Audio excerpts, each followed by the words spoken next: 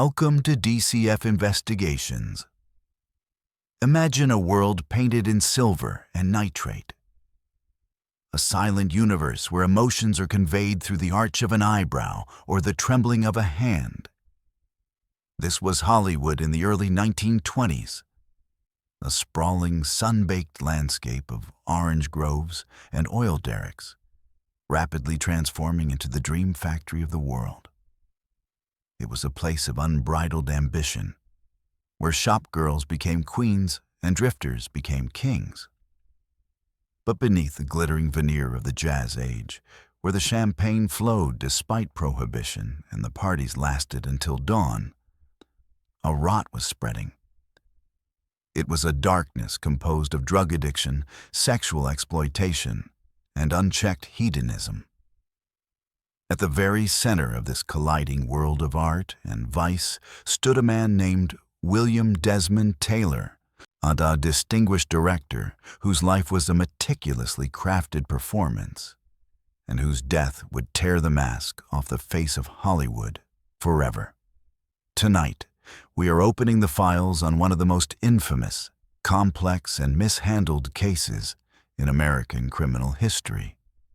This is not just a story about a murder. It is a story about the death of innocence, the birth of censorship, and a mystery that has baffled detectives, historians, and armchair sleuths for over a century. We are traveling back to February 1st, 1922, to the Bungalow courts of Los Angeles, to examine the assassination of William Desmond Taylor. To truly understand why this murder shattered the industry, we must first understand the rest of the man who died. William Desmond Taylor was the epitome of the gentleman director. Tall, handsome, and projecting an air of British aristocracy, he was the president of the Motion Picture Directors Association.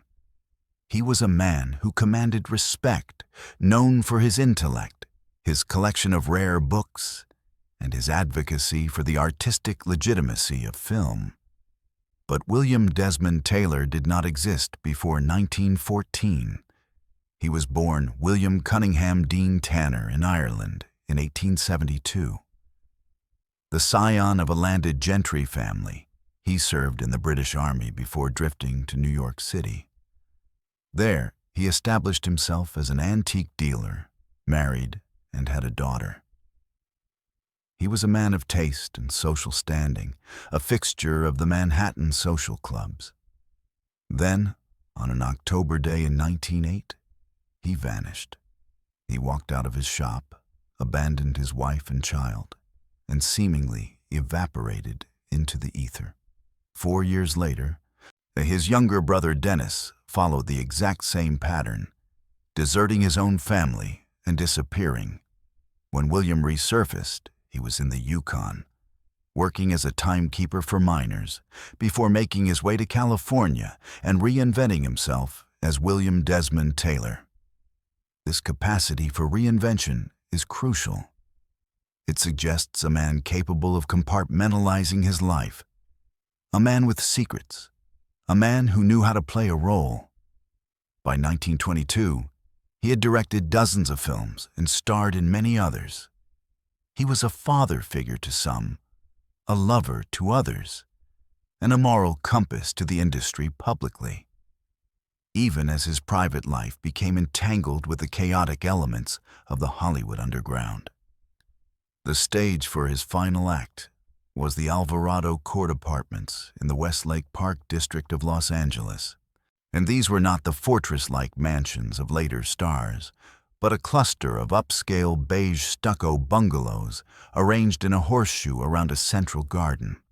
Taylor lived in Bungalow B, a 2-story unit that was accessible, perhaps too accessible, from the street and the alleyway behind it. The timeline of February 1st, 1922, is a sequence of events that has been analyzed more than perhaps any other day in Hollywood history. The morning began normally. Taylor was busy. He was dealing with financial matters, specifically the signing of checks and the management of his taxes. His valet, a man named Henry Peavy, was with him throughout the day. Peavy is a character we will return to, a flamboyant African-American man who was devoted to Taylor, but who would later become a focal point of the media's circus.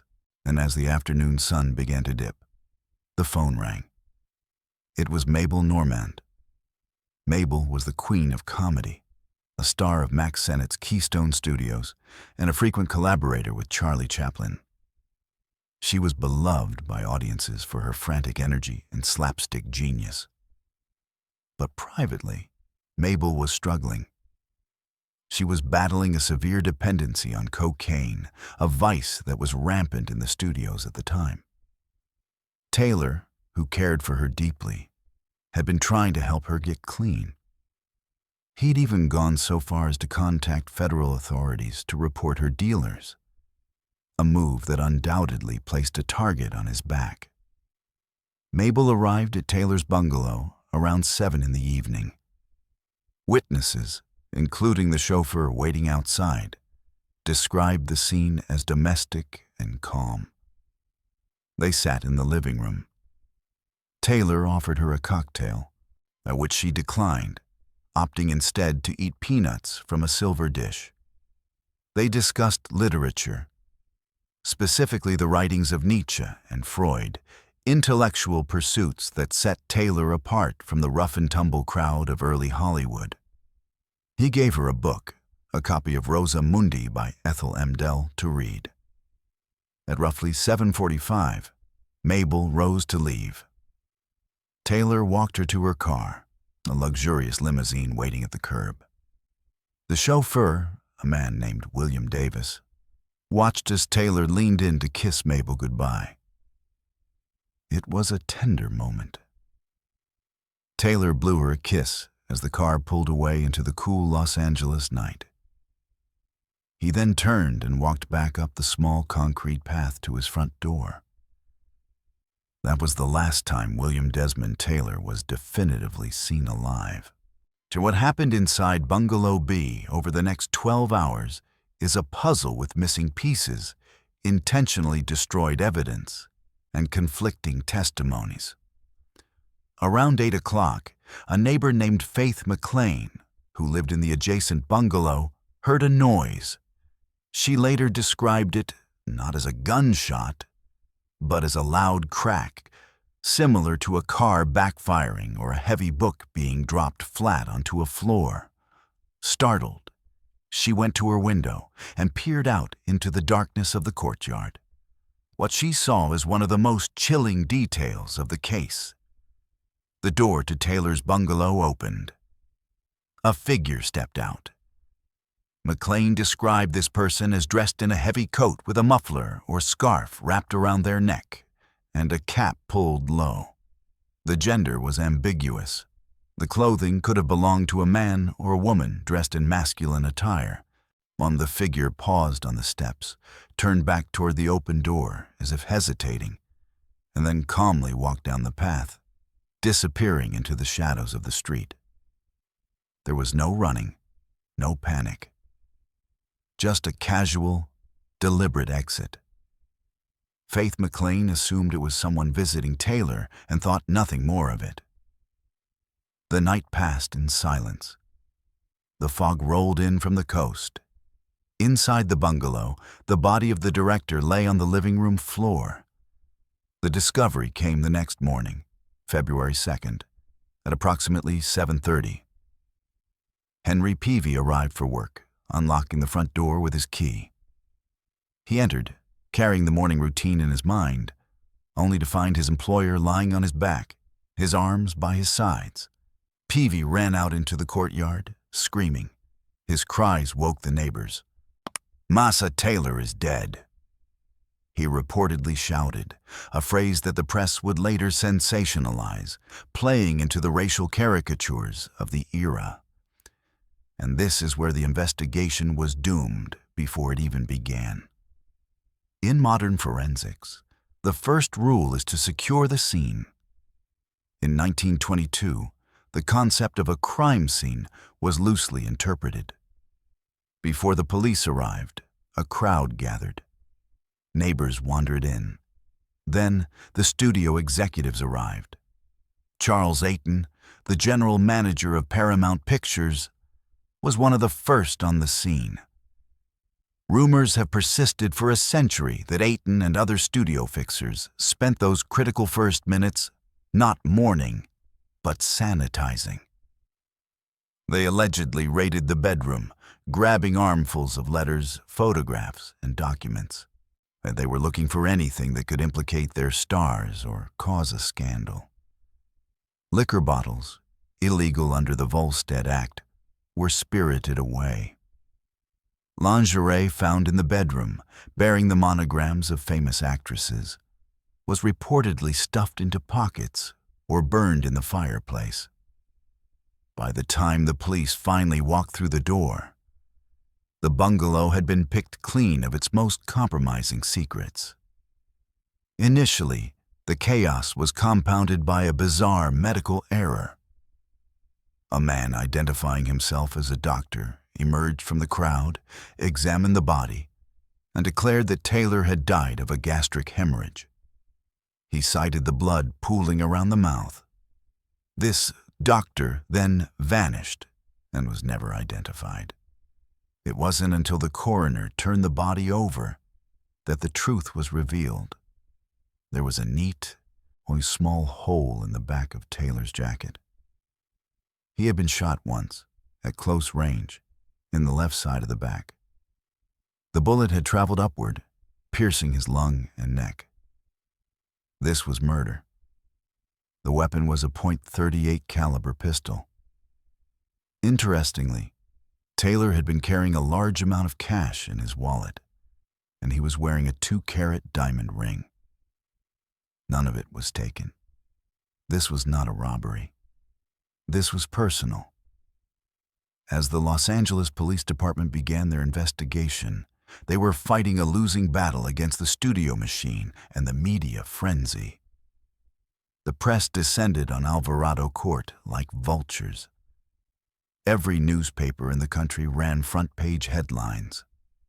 The Taylor mystery became a national obsession. Let us now delve into the suspects. The list of people who wanted William Desmond Taylor dead, and or who had the motive to kill him, reads like a casting call for a noir thriller. First, we must return to Mabel Normand. She was the last person to see him alive. The police interrogated her relentlessly. Her career was already fragile due to the whispers of drug use, and this scandal shattered it. The theory was that perhaps she'd returned to the bungalow. Had she argued with Taylor about her drug use? Had she come back to retrieve letters? However, the physical evidence did not point to her. The angle of the bullet suggested someone of roughly Taylor's height or shorter. But the lack of gun residue on her clothes and her chauffeur's alibi provided her a defense. Yet, the stress of the investigation accelerated her physical decline. She would die of tuberculosis just a few years later, her legacy forever stained by the night of February 1st. Then, there was the bombshell. In the days following the murder, investigators found a cache of love letters hidden in Taylor's riding boots. They were not from Mabel Normand. They were from the 19-year-old screen sensation, Mary Miles Minter. Mary Miles Minter was the rival to Mary Pickford, a golden-curled symbol of purity and innocence. She was America's sweetheart. But the letters revealed a desperate, obsessive young woman, deeply infatuated with a man 30 years her senior. The letters were flowery, dramatic, and filled with code. She wrote of her undying love and her willingness to do anything for him. The press went wild.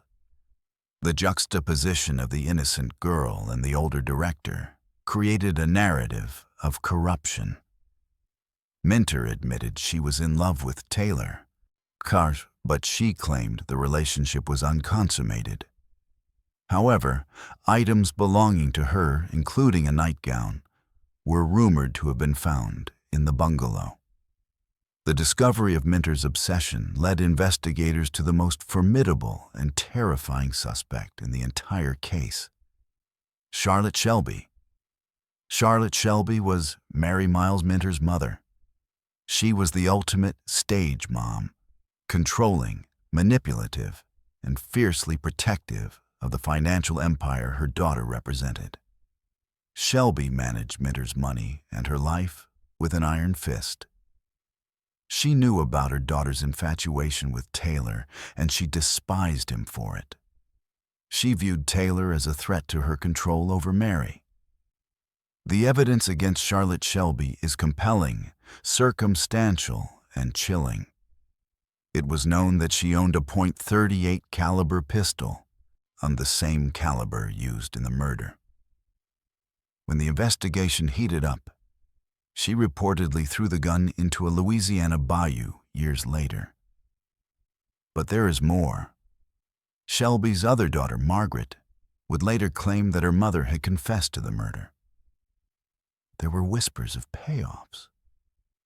The district attorney at the time, Thomas Woolwine, was accused of being on the studio payroll, or at least sympathetic to keeping the scandal contained. For years, files on Shelby seemed to disappear or get buried.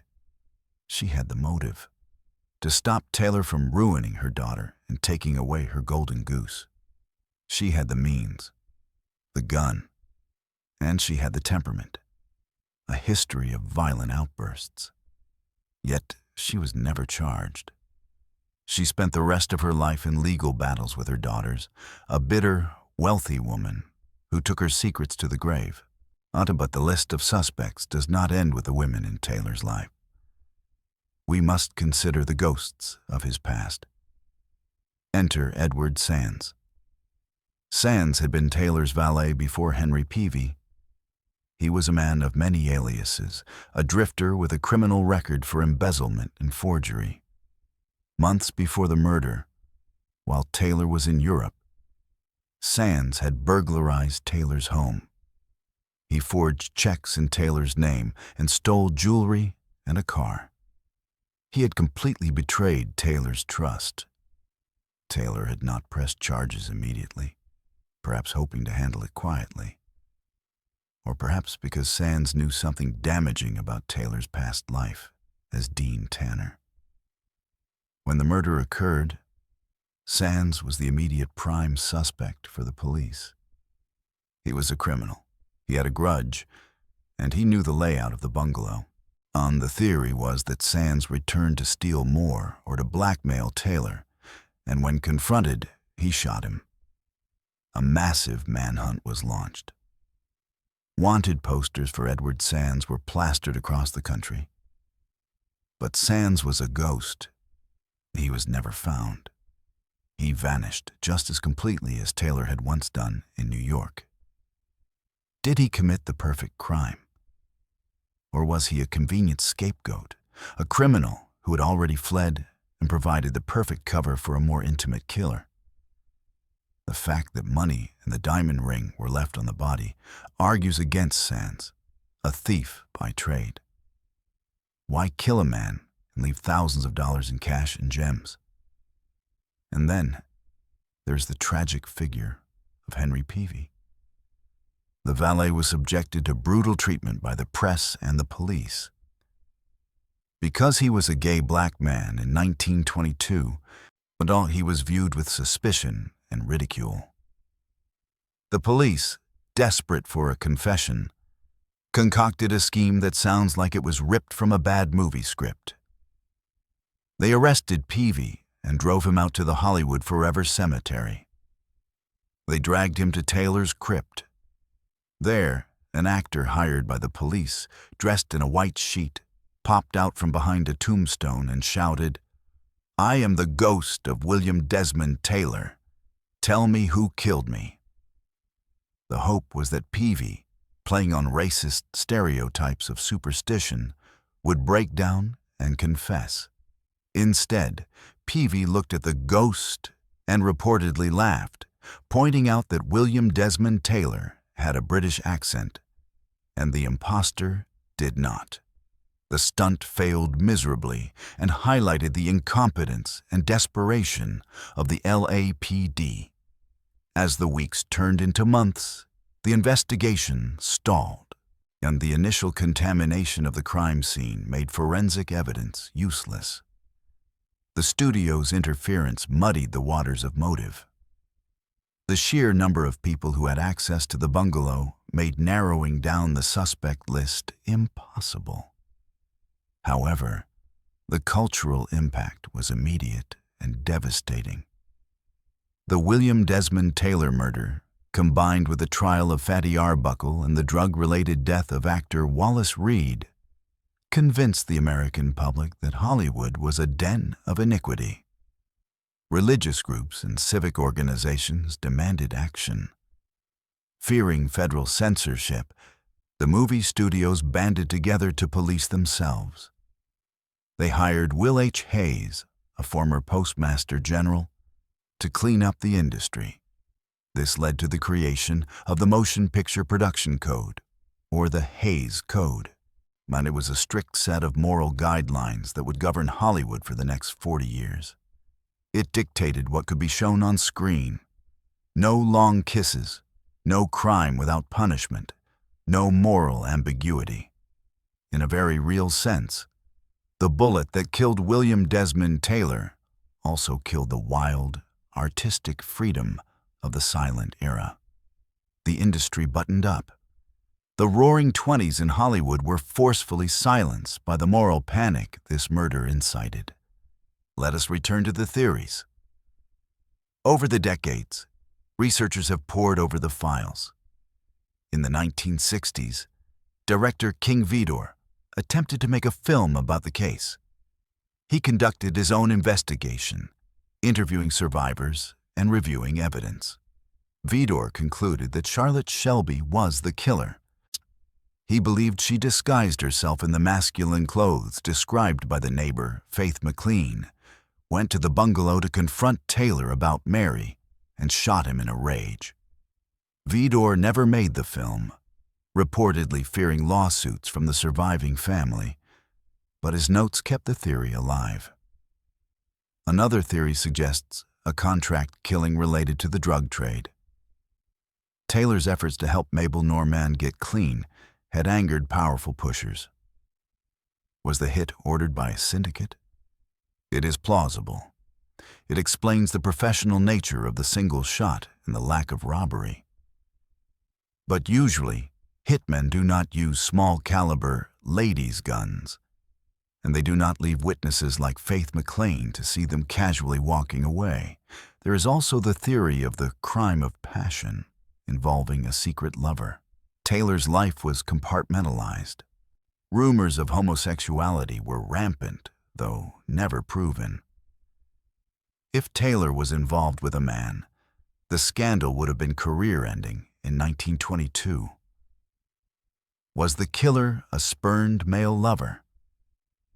This would explain the secrecy of the studios. They might have been protecting the reputation of the industry from a morals charge, even more than a murder charge.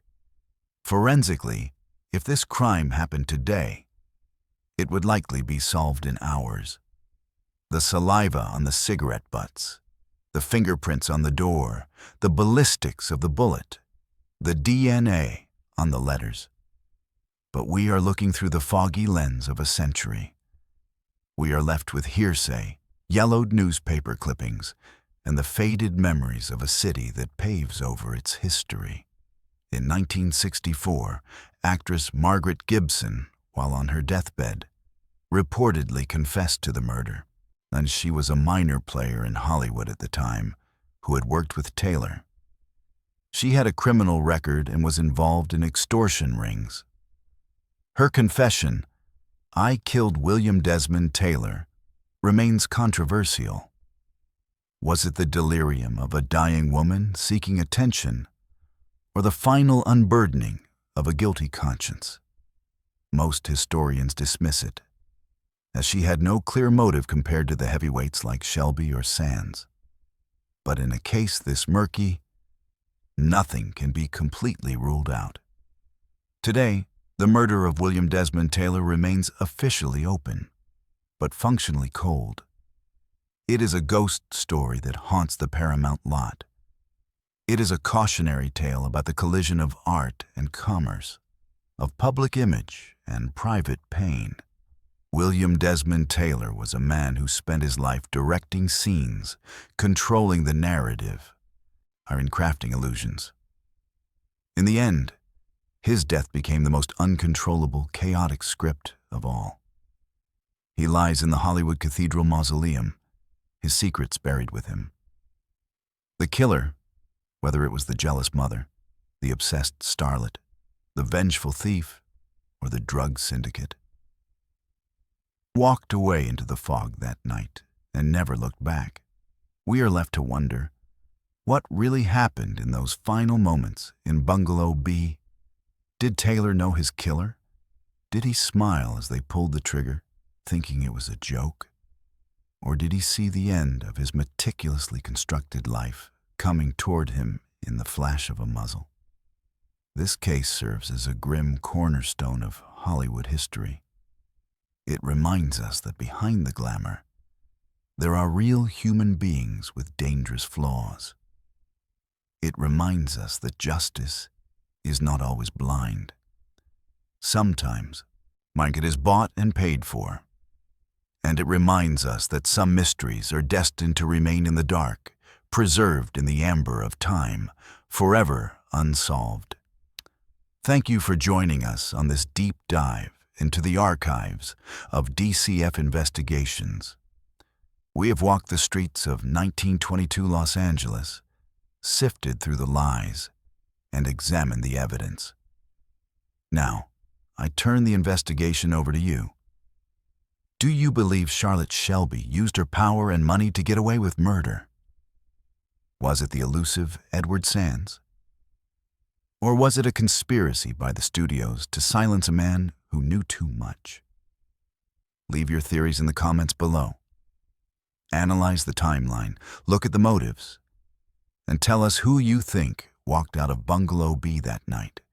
Until next time, keep the lights on and never stop questioning the official story. This is DCF Investigations. He's signing off.